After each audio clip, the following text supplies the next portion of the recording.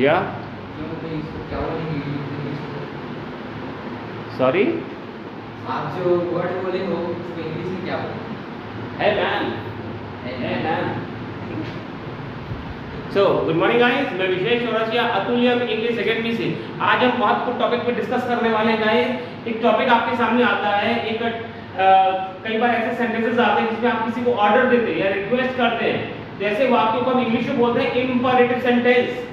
ऐसे वाक्यों को इंग्लिश में क्या बोलते हैं? इंपरेटिव सेंटेंस, जिसको हिंदी में बोलते हैं हम आज्ञा सूचक वाक्य। लिखा हुआ है इंपरेटिव सेंटेंस मतलब आज्ञा सूचक वाक्य या फिर आज्ञार्थक वाक्य, आज्ञा देने वाले वाक्य। ठीक है, तो जो आज्ञा देने वाले वाक्य होते हैं, आज्ञार्थक वाक्य होते हैं, आज्ञा सूचक वाक्य होते हैं, जिसको इंग्लिश में इंपरेटिव सेंटेंस कहते हैं। इनको चार तरीके से लिखा जाता है, चार तरीके से बनाया जाता है। चार तरीके क्या हैं वो मैंने आपके यहाँ स्ट्रक्चर्स लिख दिए हैं। सबसे पहले मुख्य क्रिया का फर्स्ट फॉर्म आता है, first form of the man verb. उसके बाद यदि कोई ऑब्जेक्ट हुआ तो वो आ जाता है, उसके बाद अदर वर्ड्स होते हैं तो वो आ जाते हैं। बस ये अफर्मेटिव के लिए ही रहता है। नेगेटिव में क्या करते हैं? इंपरेटिव सेंटेंस में इस स्ट्रक्चर के शुरुआत में केवल डोंट जोड़ देते हैं। बस पहले वाले स्ट्रक्चर में केवल डोंट जोड़ देते हैं, don't plus V1 plus object plus O W, right. फिर थर्ड स्ट्रक्चर होता है प्लीज। फर्स्ट जो पहला वाला स्ट्रक्चर है इसमें हम केवल प्लीज जोड़ देते हैं, प्लीज कृपया, please plus V1 plus object plus O W. और जो चौथा स्ट्रक्चर होता है तो पहले वाले स्ट्रक्चर की शुरुआत में प्लीज डोंट जोड़ देते हैं। बस प्लीज डोंट वी1 मतलब मुख्य क्रिया का first form plus object plus other word. ये हमारे इंपरेटिव सेंटेंस का एक्टिव वॉइस का स्ट्रक्चर होता है। एग्जांपल हम देखते हैं यहाँ पे, देखिए एग्जांपल लिखा हो मेरे लिए चाय बनाओ, मेरे लिए चाय बनाओ। ठीक है, तो मैंने आपको पहले ही बताया था, एक बार फिर सुनिए कि हिंदी का जो वाक्य होता है, हिंदी का जो वाक्य है उसमें जो मुख्य क्रिया मैन वर्ब होती है हमेशा ही हिंदी के वाक्य अंत में लिखी रहती है। हिंदी का जो वाक्य होता है उसमें जो मुख्य क्रिया होती है हमेशा ही हिंदी के वाक्य अंत में लिखी रहती है। गेटिंग? तो यहाँ पे बनाना है मुख्य क्रिया, मेरे लिए चाय बनाओ, बनाओ बनाना को इंग्लिश क्या बोलते हैं? Normal make. तो यहाँ पे कैसे बोलेंगे मेरे लिए चाय बनाओ? तो मुख्य क्रिया का फर्स्ट फॉर्म आएगा तो पहले तो मेक, फिर यदि ऑब्जेक्ट हुआ तो वो आ जाएगा। ऑब्जेक्ट क्या है? क्या बनाओ? चाय। तो मेक टी, ये फॉर्म अदर वर्ड है, ऑब्जेक्ट नहीं है। फॉर्म क्या है? अदर वर्ड है। मेरे लिए चाय बनाओ मतलब मेक टी फॉर मी। ठीक है, इसका नेगेटिव क्या बनेगा? Don't make tea for me, तो don't make tea for me. फिर थर्ड वाला इसमें हम रिक्वेस्ट करेंगे कृपया मेरे लिए चाय बनाओ, तो please make tea for me. ये वाला आ गया please make tea for me. ठीक है, अब चौथा वाला आ गया please don't make tea for me, तो please don't make tea for me. ठीक है, इस तरीके से चारों बन गए। चारों को एक एक करके हम हिंदी में बोलें कि मेरे लिए चाय बनाओ, मेरे लिए चाय मत बनाओ, कृपया मेरे लिए चाय बनाओ, कृपया मेरे लिए चाय मत बनाओ। ठीक है, तो ये नॉर्मल पैटर्न था इंपरेटिव सेंटेंस का। इंपरेटिव सेंटेंस को मैंने चार तरीके से बताया आपको। ठीक है, अब इंपरेटिव सेंटेंस में एक और पैटर्न आता है गाइस, बहुत अच्छा पैटर्न है वो। हिंदी का वाक्य ऐसा वाक्य जिसके अंत न दो या न दीजिए आए। हिंदी का वाक्य जिसके अंदर न दो या न दीजिए, जैसे एग्जांपल मुझे पढ़ने दो, है ना, पापा को आ जाने दो, बारिश रुक जाने दो, कुछ भी हो सकता है। ठीक है, तो ऐसे वाक्यों को भी हम, ये जो वाक्य होते हैं ये भी हमारे इंपरेटिव सेंटेंस ही होते हैं। और ऐसे इस प्रकार के इंपरेटिव सेंटेंसेस को इंग्लिश में बनाने के लिए हम ये वाला पैटर्न को फॉलो करते हैं। लेट, L-E-T लेट, ये लेट नहीं है, लेट, लेट अलग होता है, लेट अलग है।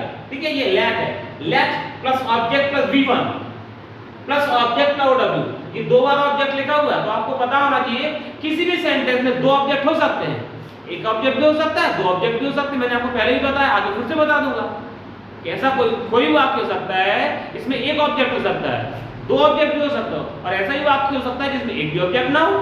ठीक है, तो यहाँ दो ऑब्जेक्ट लिखे हुए हैं, तो लेट प्लस ऑब्जेक्ट का V1 मतलब मुख्य क्रिया का फर्स्ट फॉर्म प्लस ऑब्जेक्ट का अदर वर्ड। ठीक है, इसका ये अफर्मेटिव का, इसका नेगेटिव क्या बनेगा? डोंट जोड़ देंगे शुरुआत में, डोंट, और पूरा स्ट्रक्चर ये आएगा don't plus late plus object का V1 प्लस ऑब्जेक्ट का ओडब्ल्यू, या फिर लेट वाला जो नेगेटिव दो तरीके से बनता है, late plus object plus not, late plus object plus not plus V1 plus object O W. ठीक है, एग्जांपल देखते हैं यहाँ पे, मम्मी को आ जाने दो पहले, या फिर पहले मम्मी को आ जाने दो, मम्मी को आ जाने दो पहले, ये गलत वाक्य लिखा हुआ है, पहले मम्मी को आ जाने दो। हिंदी का वाक्य गलत लिखा था। ठीक है, लेकिन हम हिंदी में ऐसे ही बोलते कई बार, है ना। ठीक है, तो मम्मी को पहले आ जाने दो, तो मम्मी को आ जाने दो पहले, तो आ जाने दो, तो यहाँ पे लेट वाला ने दो आ रहा है ना, ने दो, ने दीजिए, तो ये स्ट्रक्चर लिखा हुआ late plus object plus V1, तो मम्मी को पहले आ जाने दो होगा लेट किसे आया जो मम्मी को, मम्मी ऑब्जेक्ट है वहां पे, लेट मॉम कम, लेट मॉम कम फर्स्ट, एक ऑब्जेक्ट है इसमें मॉम, जो फर्स्ट है ये अदर वर्ड है, ठीक है, जो फर्स्ट है आपका अदर वर्ड है, तो लेट मॉम कम फर्स्ट, इसका नेगेटिव क्या बनेगा, don't let mom come first या फिर let mom not come first, get it? इस तरीके से प्लीज है, please let mom come first, कृपया मम्मी को पहले आया है ना, और कृपया मम्मी को पहले मत आने दो, please don't let mom come first, या फिर इसको दूसरे पैटर्न से बना सकते हैं, ये वाला पैटर्न मैंने बताया ना, ये वाला please let mom not come first, इससे बना सकते हैं, ठीक है गाइस? अभी आप जैसे एक एग्जांपल ये लिखा हुआ है इसी का, मुझे जाने दो, बताइए इसको, कोई भी एनीबॉडी, लेट मी गो, लेट मी गो, गो नहीं, गो गो, फोनेटिक से मॉज में गो, ओ का प्रोनाउंसिएशन ओ नहीं होता, आओ होता, आओ आओ, ओ कोई वर्ड नहीं होता, ठीक है, गो नहीं होता, गो बोले गो, लेट मी गो, अमेरिकन इंग्लिश में गो, ठीक है, अब समझिए यहां पे, let me go, right, don't let me go, please let me go, please don't let me go, right? अब इसके अलावा देखिए आपके दिमाग में क्वेश्चन आना चाहिए, सर ये लेट है, तो लेट क्या होता है, लेट, तो जो लेट है LATE, ये लेट है, ठीक है, इसका मतलब क्या होता है, लेट का मतलब होता है देरी, इसको और स्वर्गीय होता है ना, किसी को बोलते हैं स्वर्गीय,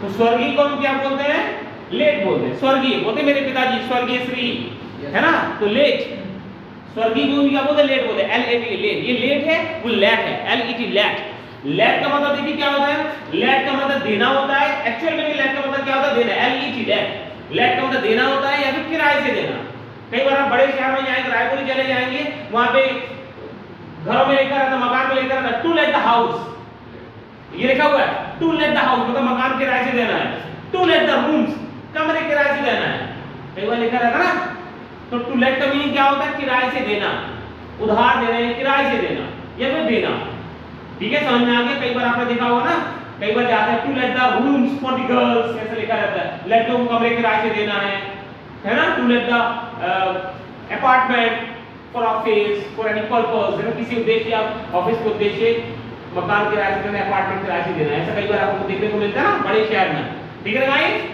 इसमें और कुछ बच तो नहीं रहा है, सारा क्लियर हो गया ना ये, ठीक है, ओके गाइस? तो हमारे YouTube channel Atulyam English academy को सब्सक्राइब करिए, ताकि आपको और भी समय समय पर हमारे नोटिफिकेशंस और वीडियो आपको समय समय पर मिलते रहे, ताकि आपका ज्ञान बढ़ता रहे और आपको और भी नॉलेज में वृद्धि होती रहे। Thank you guys.